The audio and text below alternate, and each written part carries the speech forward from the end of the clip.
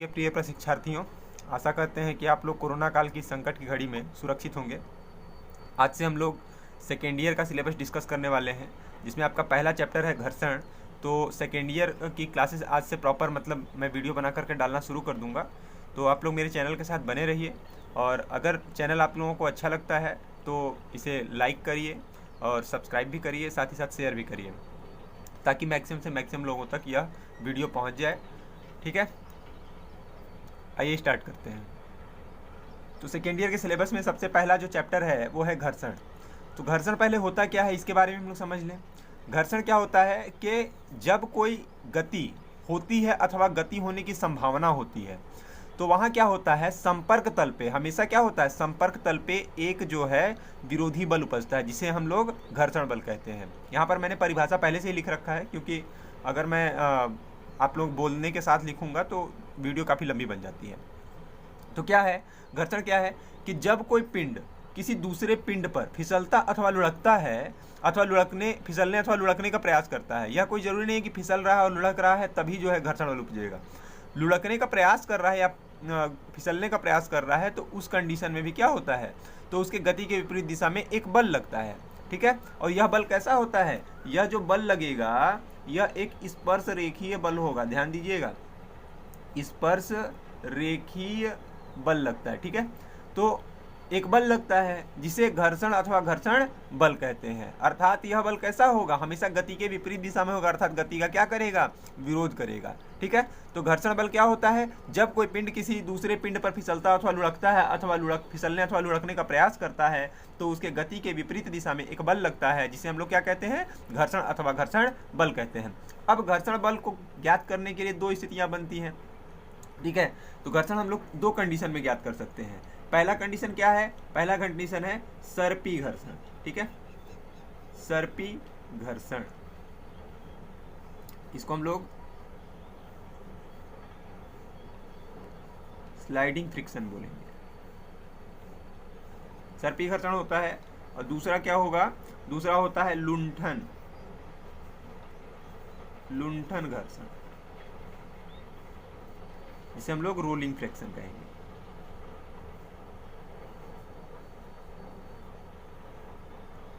अब sliding friction और rolling friction क्या हो गया, तो स्लाइडिंग फ्रिक्शन का मतलब क्या है कि देखिए, अगर कोई सतह है, सतह पर कोई पिंड इस तरह से रखा हुआ है।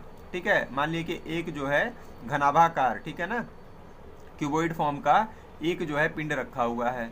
तो अब क्या ये इस पर लुढ़केगा, लुढ़कने का मतलब जैसे गाड़ी हमारी चलती है पहिया, तो पहिया जब चलता रहता है तो वो क्या हो रहा है, वो एक तरह से लुढ़क रहा है। ठीक है, लेकिन जब हम अचानक से ब्रेक मारते हैं तो घसीटते हुए पहिया कुछ दूर तक जाता है, तो उसको हम लोग बोलते हैं फिसलना। ठीक है ना, ये जो फ्रिक्शन होगा इस कंडीशन में, अगर देखिए यहाँ पर हम फोर्स F लगा रहे हैं, तो यानी कि गति किधर हो रही होगी, हमारा जो मोशन हो रहा होगा, गति जो हो रही होगी वो इस दिशा में हो रही होगी। ठीक है, क्योंकि फोर्स इधर लग रहा है, तो यानी घर्षण बल हमेशा क्या होता है, संपर्क तल पे लगता है। जैसे ये पिंड है तो इसके संपर्क तल पे यहाँ पर जो है घर्षण बल लगेगा। ठीक है, इस चीज को दिमाग में रखिएगा। लेकिन हम लोग जब क्वेश्चन सॉल्व करते हैं तो प्रॉब्लम, चूंकि यहाँ पर हम लोग जब फ्रिक्शनल फोर्स रिप्रेजेंट करते हैं तो उसको दर्शाने में थोड़ी सी दिक्कत होती है, इसलिए हम क्या करेंगे, घर्षण बल को इस तरह से रिप्रेजेंट कर दे रहे हैं। आप यह समझ जाइए कि घर्षण बल हमेशा कहाँ लगेगा, पिंड के संपर्क तल पर लगेगा। ठीक है, सतह और पिंड के संपर्क तल पे। इसे हम लोग किससे रिप्रेजेंट करते हैं, एफएस से रिप्रेजेंट करते हैं। ठीक है, फ्रिक्शनल फोर्स को एफएस से रिप्रेजेंट करते हैं। अभी आगे बाकी सारी चीजें भी आएंगी। और यहाँ पर क्या होगा, यहाँ पर जो है हम लोग पिंड का भार नीचे W की ओर काम करता है। W जो है हमेशा पिंड मतलब लंबवत नीचे की ओर, अभिलंब प्रतिक्रिया हमेशा संपर्क सतह जो होता है उसके लंबवत। इससे हम लोग क्या करते हैं, आर से रिप्रेजेंट करते हैं। अभी सबके बारे में हम डिफाइन करेंगे क्या है।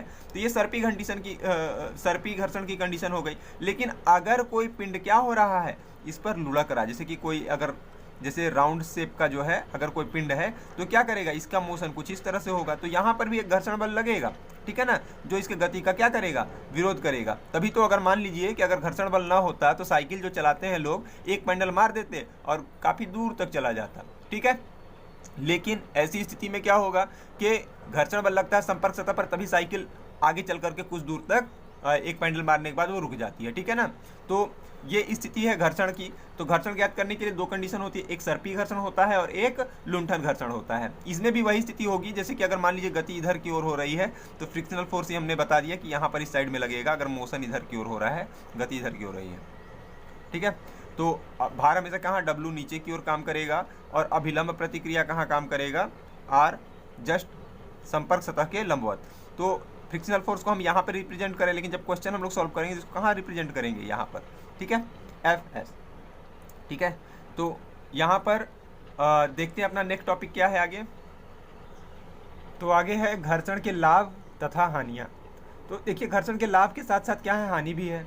तो घर्षण के लाभ क्या क्या है पहले उस पर डिस्कस कर लेते हैं। तो घर्षण क्या होता है, घर्षण की वजह से हमारा पृथ्वी पर चलना संभव है, क्योंकि पैर के तलवों तथा पृथ्वी के सतह के बीच घर्षण के कारण ही हम क्या कर सकते हैं, चल सकते हैं। अगर घर्षण ना होता तो हमारा पृथ्वी पर चलना जो है संभव नहीं होता। फिर जैसे सांप चलते हैं ना, सफेद बिल्कुल फिसलते हुए सरकते हुए, उस तरह से मनुष्य भी चलता है, ठीक है। तो घर्षण के कारण ही हम क्या कर सकते हैं, चल सकते हैं। दूसरी स्थिति क्या है कि घर्षण की अनुपस्थिति में, जैसे अगर सीढ़ी को हम लोग को संतुलित करना हो, सीढ़ी को अगर हमको क्या करना हो, संतुलित करना हो, जैसे ये दीवार हो गई, सीढ़ी को अगर हम संतुलित करेंगे यहाँ पर, तो क्या होगा, सीढ़ी किसी भी कंडीशन में ये संतुलित नहीं हो पाएगी, क्योंकि अगर फ्रिक्शन ही नहीं रहेगा तो यहाँ फिसल जाएगा, यहाँ भी फिसल जाएगा, ठीक है। तो वही कह रहे हैं यहाँ पर कि घर्षण की अनुपस्थिति में सीढ़ी को कभी भी संतुलित नहीं लगाया जा सकता है, ठीक है। अब अगर घर्षण ना होता तो कील को क्या दीवार में मतलब जब हम लोग हथौड़े से ठोकते हैं तो क्या वहाँ स्टेबल रह पाता, नहीं, फिर वो आसानी से निकल जाता। या फिर अगर दो पार्ट्स को हम लोग क्या करते, जोड़ना होता तो हम कील ठोक देते हैं। अगर फ्रिक्शन ना होता तो वो ग्रिप बनाता ही नहीं, वो क्या हो जाता, वो बाहर निकल जाता। तो कील द्वारा दो पिंडों को जकड़े रखना घर्षण के कारण ही संभव है। विभिन्न प्रकार के वाहन घर्षण के कारण ही सड़क पर चलते हैं। अब पता चला कि सड़क पर और वाहनों के बीच घर्षण बल है ही नहीं, तो वो पहिया क्या करेगा, एक ही जगह घूमता रहेगा। ट्रेन के पहिए क्या होंगे, एक ही जगह घूमते रहेंगे, तो गति संभव हो ही नहीं सकती है। तो ये घर्षण के इस प्रकार से लाभ थे। इस तरह से बहुत सारे लाभ हो सकते हैं, जैसे कि हम लोग आटा पिसाने जाते हैं चक्की पर, तो वहाँ पर बेल्ट लगी रहती है और पुली लगी रहती है। अब अगर घर्षण ना होता तो जो पट्टा है वो पुली पर कभी ग्रिप नहीं बना पाता, ठीक है। घर्षण के कारण ही वो क्या होता है, ग्रिप बना पाता है, जिसकी वजह से वो क्या होता है, घूमता है, ठीक है ना। अन्यथा की स्थिति में अगर घर्षण ना होता तो शक्ति पारण नहीं हो पाता, और फिर हम लोग आटा भी नहीं खा पाते हैं, आटा मतलब जो है रोटी वगैरह भी नहीं खा पाते। तो यह एक हमारा लाभ है। इस प्रकार से कई सारे आप लाभ देख सकते हैं। जैसे ब्रेक है, ब्रेक जैसे साइकिल पर लगाते हैं आप, ब्रेक लगाते हैं जैसे गाड़ियों में लगाते हैं, तो क्या करता है, ब्रेक शू होता है, वो फिसलता है उसके रिम पर, तो क्या हो जाता है, वो धीरे धीरे उसकी स्पीड डाउन हो जाती है, तो वो घर्षण के कारण ही रुकता है, ठीक है ना। अगर घर्षण ना होगा तो गाड़ियों में ब्रेक लगाना संभव नहीं होगा। तो ये सारी स्थिति है, ठीक है। तो इसके साथ साथ ये विभिन्न प्रकार के लाभ हैं। इस तरह से बहुत सारे आप उदाहरण दे सकते हो। अब इसके बाद हानियाँ की बात होती है। तो देखिए हानियाँ क्या है, देखिए अगर लाभ है तो इसकी हानि भी है। जैसे घर्षण क्या होता है, घर्षण की हानि क्या है, सबसे पहली स्थिति कि हम लोग जब भी कोई मतलब मशीनी कार्य करते हैं, जैसे मोटर है, ठीक है, या फिर अन्य मूविंग पार्ट है मशीनों के, तो क्या होते हैं, जब वो चलते हैं तो दूसरे मशीनी पार्टों के साथ फिसलते हैं, ठीक है, फिसलते हैं, रगड़ खाते हैं, जिसके कारण क्या होता है, उनकी जो गति होती है बहुत स्मूथ होनी चाहिए। अगर स्मूथ नहीं होती है तो हम लोग क्या करते हैं, उसमें ऑयल वगैरह डालते हैं, स्नेहक वगैरह डालते हैं, जो कि हमारे लिए मशीनों के चल अंगों में घर्षण को करने, ठीक है, घर्षण को करने के लिए स्नेहकों का घर्षण को कम करने, ठीक है। अब हम कम करना चाह रहे हैं वहाँ पर मशीनी के चलंगों में, तो घर्षण को कम करने के लिए हमें क्या करना पड़ता है, स्नेह का प्रयोग करना पड़ता है, जो कि खर्चीला है, हमारे कास्ट को बढ़ा देता है, तो ये हमारे लिए क्या हो गया, नुकसान हो गया। दूसरी चीज़, जब मशीनी पार्ट जो होते हैं, जब फिसलन के कारण क्या होता है, ऊष्मा उपजती है, ठीक है, और टूट फूट होता है घर्षण के कारण, तो वहाँ पे भी क्या होगा, मशीन की दक्षता क्या हो जाती है, कम हो जाती है। इसी वजह से कभी भी मशीन की दक्षता 100% नहीं हो पाती है। घर्षण के कारण ही क्या होता है, उत्पन्न ऊष्मा से मशीनी अंग खराब हो जाते हैं। घर्षण के कारण क्या होगा, जब मशीन क्या होंगे, बहुत ज़्यादा गर्म हो जाते हैं, ठीक है, तो जो मशीनी पार्ट्स होते हैं वो क्या हो जाते हैं, खराब हो जाते हैं। तो ये सब क्या है, ये सब घर्षण की हानियाँ हैं। तो इसके बाद हमारा अगला टॉपिक है घर्षण के प्रकार। तो घर्षण के प्रकार को पढ़ने से पहले हम लोग क्या करेंगे, घर्षण के बारे में कुछ प्रॉपर्टीज देख लेते हैं कि क्या है स्थिति। देखिए अगर कोई पिंड, ठीक है, यहाँ पर समझते हैं हम लोग कि अगर कोई पिंड इस प्रकार से है, तो हमेशा पिंड पर, अगर मान लीजिए पिंड का भार हमेशा कहाँ काम करता है, नीचे की ओर, ये W हो गया। इस पर जो अभिलंब प्रतिक्रिया होगी किधर काम करेगा, एकदम बिल्कुल परपेंडिकुलर, जो भी तल होगा, ठीक है, जिस तल पर पिंड रखा हुआ है उसके एकदम परपेंडिकुलर 90 डिग्री पर। अगर मान लीजिए हम इस पर P फोर्स अप्लाई कर रहे हैं, इधर P फोर्स अप्लाई कर रहे हैं, तो मोशन किधर होगा, मोशन इस साइड में होगा। तो घर्षण बल हमेशा क्या होता है, गति के विपरीत दिशा में, यानी कि अपोजिट डायरेक्शन में। तो हम क्या करेंगे इसको विपरीत दिशा में। तो हम यहाँ पर चाहें तो घर्षण बल को रिप्रेजेंट कर सकते हैं, लेकिन जब हम क्वेश्चन हमने बताया था कि जब भी हम क्वेश्चन कराते हैं इसको हम लोग क्या कर सकते हैं, F से डिनोट कर सकते हैं। जब भी हम लोग क्वेश्चन कराते हैं तो हम लोग यहाँ पर इसको फ्रिक्शनल फोर्स को खींच देते हैं ताकि हमको समझने में आसानी रहे। तो मैं अभी ये फिलहाल इसको क्या कर रहा हूँ, यहीं पर खींच दे रहा हूँ, ठीक है। लेकिन हमेशा समझिएगा कि संपर्क तल पे लगता है। तो ये हो गया Fs। ये अभिलंब प्रतिक्रिया को हम लोग R से रिप्रेजेंट करते हैं। अब यहाँ पर एक बात आती है कि कैसे समझे हम लोग कि घर्षण बल का मान कितना होगा। तो देखिए जैसे जैसे P का मान बढ़ता है, जैसे P का मान अगर थोड़ा सा इंक्रीज हुआ तो जो घर्षण बल होता है वो भी क्या होता है, हल्का सा इंक्रीज हो जाएगा। जैसे जैसे P का मान बढ़ता चलेगा उसी तरह से Fs का मान भी क्या होगा, बढ़ता चलेगा। लेकिन एक स्थिति ऐसी आएगी, घर्षण बल तो क्या होता है, फिक्स होता है ना। एक मतलब प्रत्येक सतह के लिए, अन्य सतह जिस पर फिसल रहा है उनके बीच घर्षण गुणांक होता है, उनके लिए वो फिक्स होता है भार के अनुसार। तो क्या होगा कि जैसे जैसे बल का मान बढ़ाया जा रहा है वैसे वैसे घर्षण बल भी बढ़ता चलेगा, बढ़ता चलेगा, बढ़ता चलेगा। लेकिन एक स्थिति ऐसी आएगी कि ये जो है फिक्स हो जाएगा, इसके बाद ये नहीं बढ़ सकता है, इसकी क्षमता जितनी रहेगी उतने तक ही बढ़ पाएगा। लेकिन अप्लाइंग फोर्स क्या है, ये हमारे पास कंटिन्यू, हम इसको बढ़ा सकते हैं, मैक्सिमम बढ़ा सकते हैं। और कब तक बढ़ाएंगे, जब तक कि हमारी गति प्रारंभ नहीं हो जाती है। तो यहाँ पर एक स्थिति साफ है कि जब हम लोग क्या करते हैं, जैसे जैसे बल का मान बढ़ाते हैं घर्षण बल का मान भी बढ़ता चलता है। लेकिन एक स्थिति ऐसी आती है जहां पर घर्षण बल और लगाए गए बल का मान क्या हो जाता है, बराबर हो जाता है। जब तक लगाए गए बल का मान क्या है, कम है, किससे, Fs के मतलब लिमिटिंग फ्रिक्शन से। एक जो मैक्सिमम फ्रिक्शन होता है, अधिकतम उपजा घर्षण बल, उसी को हम लोग क्या कहते हैं, लिमिटिंग फ्रिक्शन कहते हैं। तो अब क्या हो गया, तब तक गति प्रारंभ नहीं होगी। लेकिन जैसे ही P का मान क्या हो जाता है, is greater than Fs, limiting friction से ज़्यादा हो जाता है, ठीक है, सीमांत घर्षण से ज़्यादा हो जाता है, तो गति क्या हो जाती है, प्रारंभ हो जाती है। और जब गति प्रारंभ हो जाती है तो अपेक्षाकृत जो घर्षण होता है वो सीमांत घर्षण बल से क्या हो जाता है, कम लगने लगता है। तो इस चीज़ को हमेशा ध्यान में रखिएगा कि क्या होता है, जैसे जैसे बल का मान, कभी कभार इस पर क्वेश्चन पूछा जाता है, जैसे गति अभी प्रारंभ हुआ नहीं है, गति नहीं प्रारंभ हुआ है और 10 न्यूटन का फोर्स अप्लाई किया जा रहा है, आपको पिंड का वेट भी दे दिया जाएगा। अगर आप घर्षण बल कैलकुलेट करेंगे तो हो सकता है वो कितना आ जाए, 20 आ जाए, 25 आ जाए।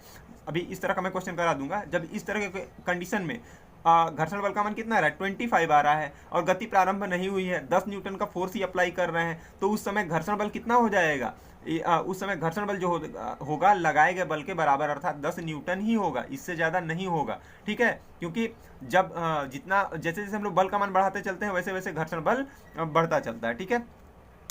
तो यहाँ से एक बात निकल करके सामने आ रही है कि चरम या सीमांत घर्षण बल क्या होता है, ठीक है। तो चरम या सीमांत घर्षण बल की हम लोग बात करेंगे कि चरम या सीमांत घर्षण बल क्या होता है, तो उसको देख लेते हैं हम लोग। चरम या सीमांत घर्षण बल,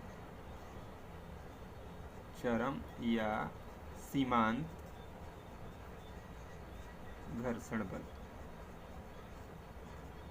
इसको इंग्लिश में क्या बोलते हैं, लिमिटिंग फ्रिक्शन भी बोलते हैं, ठीक है। तो चरम या सीमांत घर्षण बल क्या होता है, जब गति प्रारंभ होने वाली ही होती है, मतलब जब गति प्रारंभ होने वाली तो उस समय पिंड में उपजा अधिकतम घर्षण बल ही क्या कहलाता है, चरम या सीमांत घर्षण बल कहलाता है। जब पिंड में गति प्रारंभ होने ही वाली होती है, तो उस समय उपजा अधिकतम घर्षण बल चरम या सीमांत घर्षण बल कहलाता है, चरम या सीमांत घर्षण बल कहलाता है। इससे आपके ऑब्जेक्टिव क्वेश्चन बनेंगे। ऐसा अगर आप लोगों को लग रहा है कि सर ये जो पढ़ा रहे हैं इससे ऑब्जेक्टिव क्वेश्चन नहीं बनेंगे, तो बिल्कुल बनते हैं ऑब्जेक्टिव क्वेश्चन। जैसे आपसे पूछ देगा कि घर्षण बल को किससे रिप्रेजेंट करते हैं, बता दिया F से, ठीक है। अभिलंब प्रतिक्रिया को किससे रिप्रेजेंट करते हैं, R से। चरम या सीमांत घर्षण बल क्या होता है आपको पता होना चाहिए, ऑब्जेक्टिव में पूछ सकता है। तो मैक्सिमम से मैक्सिमम आप लोग क्या करें कि इस वीडियो को देखने के बाद आप लोग घर में भी एक बार जो है इसकी नोट्स अगर बनाना चाहते हैं तो बना लें। और मैं इसके ऑब्जेक्टिव जैसे ही चैप्टर खत्म होगा फ्रिक्शन के जितने भी ऑब्जेक्टिव बन सकते हैं, मैक्सिमम जितने भी ऑब्जेक्टिव बन सकते हैं वो सारे के सारे क्वेश्चन करा देंगे। ठीक है, तो मिलते हैं अपने नेक्स्ट वीडियो में। आज के लिए धन्यवाद।